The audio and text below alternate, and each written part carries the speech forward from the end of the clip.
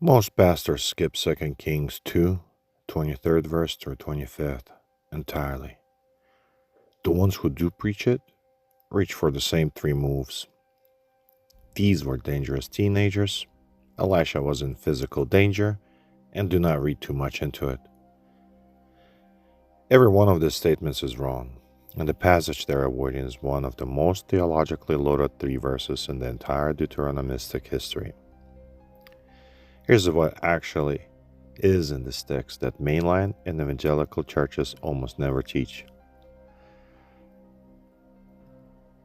The she-bears episode is a theologically structured confrontation between God's newly commissioned prophet and the institutional face of Israel's most deeply entrenched apostasy, governed by five interlocking interpretive frameworks. The theological geography of Bethel within the Deuteronomistic history, the Hebrew lexical identity of the Na'arim as young men of the royal priestly establishment rather than children, the multi-layered covenantal meaning of the taunt "go up bald head" as simultaneously a denial of prophetic legitimacy and a former solicitation to apostasy. The she-bears as an instrument of the Leviticus 26 covenant curse operating within the consistent bear judgment symbol of Hosea 13:8, and the Elisha as new Joshua typology and the prototype of Jesus found in his church that situates the entire episode within the cosmic geographical war between Yahweh and the rival powers entrenched in the northern kingdom. 2 Kings 2:23-25 is not the theological embarrassment. It is the declaration of Yahweh's sovereign claim on the contested territory, his covenantal seriousness about the word he authorizes his prophets to speak, and his unbroken pattern of vindicating those he commissions against the system that formerly denied them. 2 Kings 2:23-25 has also been consistently misread for so long by many otherwise careful teachers that its misreading has become a tradition in its own right. The passage describes the prophet Elijah walking towards the city, a group of young men emerging from the city to mock him, Elisha cursing them in the name of Yahweh, and two she-bears emerging from the woods to maul 42 of them. Then he walks on to Mount Carmel without comment, as though nothing unusual has occurred. The Hebrew name Bethel means house of God and refers to both the city and the site of a major sanctuary that was established there for the northern kingdom of Israel. Bethel sat at the boundary between the tribes of Ephraim and Benjamin. Bethel is first mentioned in the Bible in connection with Abram, who built an altar to God there. The city was renamed from Luz to Bethel by Jacob after the patriarch experienced a remarkable dream there. According to Judges 20, it was a place of worship and weeping before God. Then, if we follow the trend on to 2 Kings 17:28, with priests still living there after Samaria was destroyed, we see it was a home to priests and a school of the prophets. After the division of the kingdom, Jeroboam, son of Nebat, installed golden calves at Bethel and Dan, replaced the Levitical priesthood with priests of his own appointment, falsified the sacred calendar, and constructed a comprehensive parallel religious system, one that looked enough like Yahwism to pass institutional scrutiny, used Yahwistic vocabulary, maintained cultic forms, but has redirected its content towards illegitimate objects and illegitimate powers. The Deuteronomistic historian calls this complex the sin of Jeroboam, and makes it the standard by which every subsequent northern king is measured. Bethel is its southern institutional headquarters. It was not merely a city that went theologically astray. It is the organized, continuously operating center of Israel's most comprehensive rejection of the Sinai covenant. The Deuteronomistic author encodes his judgment about Bethel in the directional verb. To go there is not to ascend. It is to descend, morally, covenantally, theologically. The city has been inverted. Whatever divine presence once hallowed, it has been displaced by the rival cultic machinery of Jeroboam's system, and the machinery is still running when Elisha arrives. Then in verse 23, Elisha goes up to Bethel. The verb reversal is not geographical correction. It is a theological declaration. He is not descending into Bethel's institutional gravity. He is advancing against it as Yahweh's commissioned representative. The directional language announces the confrontation before a single antagonist appears. Yahweh's prophet is moving into the territory the rival system has claimed with the verb that says, "This territory has not been surrendered." What about the young man? The most consequential interpretive error in the history of this passage is the identification of the Na'arim, Ketanim, as small children. This identification is an artifact of King James Version's little children, perpetrated by ESV's small boys and the NASB's young boys. It is lexically indefensible, and it makes the entire episode theologically incomprehensible. The noun nar is one of the most semantically flexible words in biblical Hebrew. Its documented range runs from the infant to a senior military officer. Joseph is a nar at 17. Jeremiah calls himself a nar at his prophetic call. Ahab's military commanders in 1 Kings 20 are Na'arim, leading armies in the field. Priests in the cultic service carry the designation at age 25.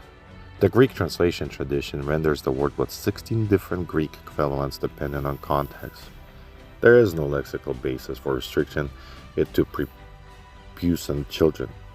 Most decisively, the term appears in 1 Kings 12 twice in verses 8 and 10 as the sole designation of Rehoboam's younger court advisors, men who had grown up with the king and who represent the youngest generation of the royal establishment.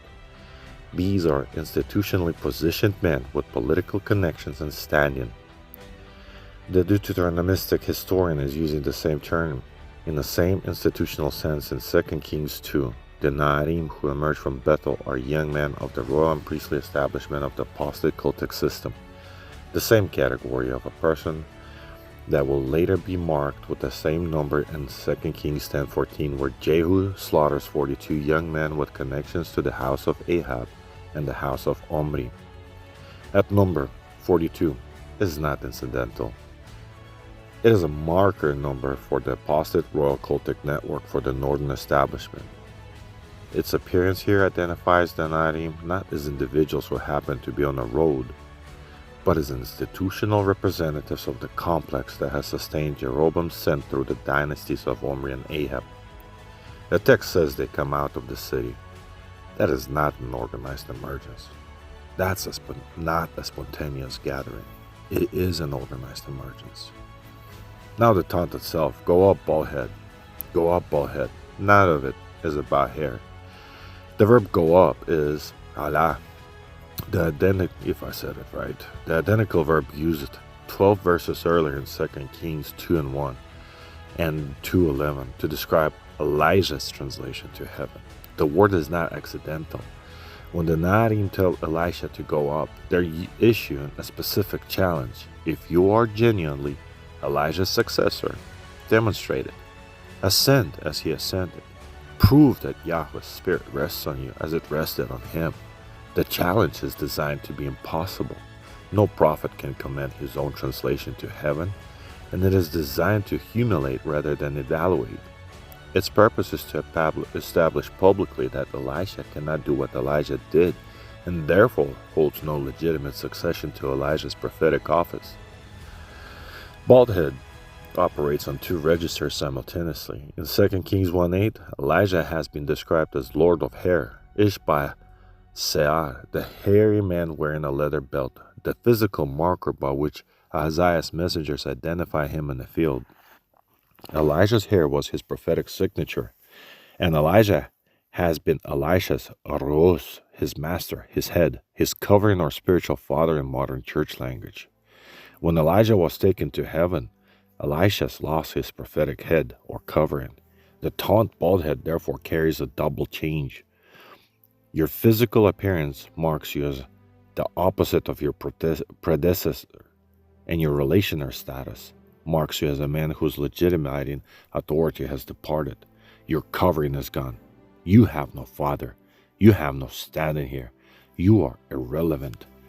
But the taunt carries a third dimension that is the most theologically significant and the most consistently overlooked. Bethel was a major trading center. Bethel stood at the crossroads, with its north-south road passing through the central hill country from Hebron in the south to Shechem in the north, and its main eastward route leading from Jericho to the Mediterranean Sea. The religious system borrowed from its trading experience and solicitation, advertisement industry, and implemented into its religious institutions. The men themselves were the institutional representatives of Bethel's cultic establishment, a system whose entire purpose is to provide a religious alternative to the covenant claims of Yahweh. Their confrontation with Elisha is not merely a denial of his credentials. It is a formal institutional declaration. Your authority is not recognized in this territory, and embedded within the declaration is a solicitation, the same one that the Bethel system has been extended to the entire northern kingdom since Jeroboam installed the golden calves. Either remove yourself entirely or come down from your Yahwistic commission and align yourself with what is operative here. Go up or come in, but do not stand before the institutional establishment of the city claiming an authority Bethel had no intention of recognizing. Elisha does not negotiate. He speaks the covenantal word in Yahweh's name, and Yahweh acts on it. And that's where the bearers of the covenant are coming in. At this point, the passage arrives at the theological center of gravity, and it is here that the argument must be made with the greatest precision. Because even after the lexical correction and the analysis of the taunt, Christians still tend to perceive the bears as a disproportionate response. That perception is the product of reading the bears in isolation from the covenant structure that governs them. The bears are not God losing his temper. They are God keeping his word, specifically an execution of the covenant curse ordained in Leviticus 6:26. For precisely this kind of apostasy deployed through the prophetic word spoken in Yahweh's name. Leviticus 26 is the foundational document of the covenant's blessing and curse structure. Yahweh enumerates the escalating judgments that will fall on Israel if the nation persists in covenant violation. Among those curses is verse 22, I will send wild animals against you, and they will rob you of your children, destroy your cattle, and make you so few in number that your roads will be deserted. The wild animal is a specific covenant instrument, not the general expression of divine anger, but one of the numbered mechanisms of covenantal judgment triggered by a specific covenant violation that the Bethel establishment has been committing institutionally for decades. Non-Levitical priests, golden calves, falsified calendar, revival cultic system. Bethel was in a comprehensive breach of the covenant at every fundamental level. The Leviticus 26 wild animal curse has been applicable to Bethel's institutional apostasy long before Elisha arrived on the road. The text is precise about agency. Elisha cursed them in the name of Yahweh. And then, as a covenantal consequence, 2 she-bears come out of the woods. Elisha does not call the bears. He speaks the prophetic word in Yahweh's name. Yahweh executes the covenant curse through the wild animals he had long since ordained for it. The bears are Yahweh's instrument, triggered by Yahweh's covenantal word spoken through Yahweh's commissioned prophet against the institutional establishment that has formally rejected Yahweh's authority. This passage does not stand alone in the prophetic literature. The bear imagery it deploys belongs to a consistent theological symbol system shared across the prophetic tradition. In Hosea 13:8, Yahweh describes his judgment against the same northern kingdom apostasy in terms that establishes the theological arrestor, which within the bears of 2 Kings 2 must be read. I will attack them like a bear robbed of her cubs, and rip open the ribcage of their hearts. The she-bear robbed of her cubs is the most dangerous animal in the ancient Near Eastern imagination. Absolute, relentless, without mercy towards those who have threatened what is most precious to her. Yahweh takes his image as a self-description of the intensity and totality of his covenantal judgment against northern apostasy. What Hosea announces as a prophetic oracle, 2 Kings 2 enacts as narrative. The God who declares him through Hosea that he will come against the apostate north like bear robbed of her cubs sends 2 she-bears from the woods when his prophet is formally rejected by the institutional center of that same apostasy. The theological symbol system is consistent. The bears at Bethel and the bears of Hosea 13 are the same theological reality expressed in different literary forms. Narrative pairing with Jericho confirms the covenantal logic. Before arriving at Bethel, Elisha heals the waters of Jericho in verse 19-22. The men of Jericho receive him. They recognize his prophetic authority and bring him their problem. He heals their water. The covenant blessing flows to those who receive Yahweh's prophet. At Bethel, the institutional establishment formally rejects him. The covenant curse falls on those who reject Yahweh's prophet. The 2 vignettes are a deliberate pair, the dual opening testimony of Elisha's ministry, both derived from the same Levitical 26 covenant structure, both triggered by the same variable, the reception of rejecting of Yahweh's prophetic word. This is the theological declaration the passage makes about divine judgment. It is never capricious. It never disproportionate in the sense of exceeding what the covenant ordained. It is the precise execution of what Yahweh said he would do when exactly the conditions arise that he identifies. The bear at Bethel are not God's overreacting. They are God's covenant operating with the exact precision against an apostasy that has earned its judgment decades before Elisha arrived. Yes, because Yahweh vindicates those he commissions. And we have the text to say so. In the final argument of this passage, it is most structurally embedded, and recognizing it requires stepping back from the individual episode to see the literary architecture of 2 Kings 1-2 as a whole. The narrative unit of 2 Kings 1-2 is constructed as a deliberate chiasm. At its opening pole, the prophetic covering is being removed. Elijah is departing, and Elisha clings to him even as the moment of separation approaches. At the center of the chiasm, Elijah ascends to heaven in fire and whirlwind, the narrative pivot. And at the closing pole, the structural mirror of the opening, the bald head uncovered appears, followed immediately by Yahweh's judgment of those who deny it. The chiasm asks one question: who has authority now that Elijah is gone? And they answer the question at its closing pole through the divine vindication enacted against those who formally denied Elisha's commission. Then she-bears are not appended to the succession narrative as an afterthought. They are its structural resolution. The chiasm requires them. Without them, the closing pole does not answer the opening pole, and the question the entire narrative raises is left open. Yahweh's answer to the question of the prophetic succession is not a theological argument or a declaration from heaven. It is bears from the woods. The vindication is enacted, not merely announced.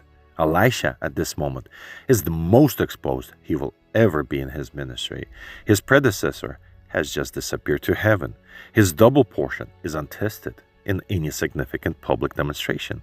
He stands on the road outside the most institutionally entrenched apostate place of the northern kingdom, one man against the formal declaration of the cultic establishment that his prophetic commission does not exist.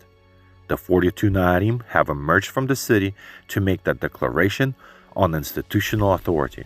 He has one thing. He has Yahweh's name. He speaks it. He does not produce credentials. He does not moderate his commission to make it acceptable to those who have declared war on it. He does not attempt to negotiate between Yahweh's exclusive authority and Bethel's institutional claims. He speaks the covenantal word in Yahweh's name and leaves the result to Yahweh. He is not uncovered prophet. He walks in the authority of Yahweh himself, in the authority given by God himself. That pattern establishes through the entire prophetic tradition of the Hebrew Bible. Yahweh vindicates those he commissions, not those who accommodate, not those who moderate the prophetic word to make it palatable to the systems that have rejected it, not those who descend into the institutional gravity of the territories they are called to confront. In Luke 10:16, Jesus tells the 72 he sends out on the same pattern. Whoever hears you hears me, and whoever rejects you rejects me, and whoever rejects me rejects him who sends me. The theological logic is identical to what operates in 2 Kings 2. The authority of the commissioned messenger is the authority of the one who commissioned him. To formally reject the messenger is to formally reject the sender, and the sender responds. However, you must have an intimate, interactive relationship and fellowship with Yahweh, His Son Jesus, and His Holy Spirit. You must hear His voice and participate in His kingdom. And you must not conform to the world, the religious system that follows business strategy. And you must know Scripture as the foundation of God's Word. Your communion with God will carry His presence, His aroma, with you giving you weight in the spiritual and in the physical. And it will be the Na'ar who will fear you, mock you, reject you to your face or behind your back. But you will be accepted in the heavens. You will have weight in the heavens. Ask yourself,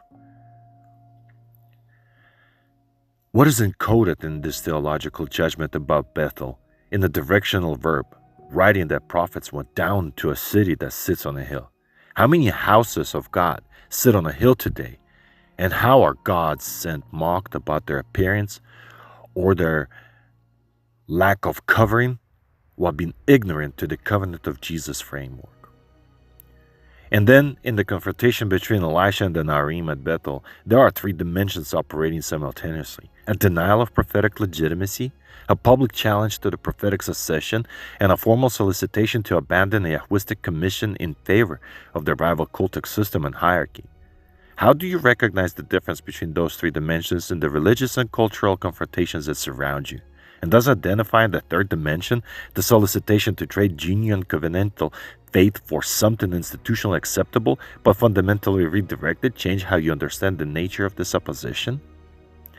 Go ahead and comment or answer the questions. Subscribe for more thoughts or ramblings that change how you see biblical history, where the Lord acts in a way that confuses or disturbs the modern Christian. You may as well ask a question you want to see answered here.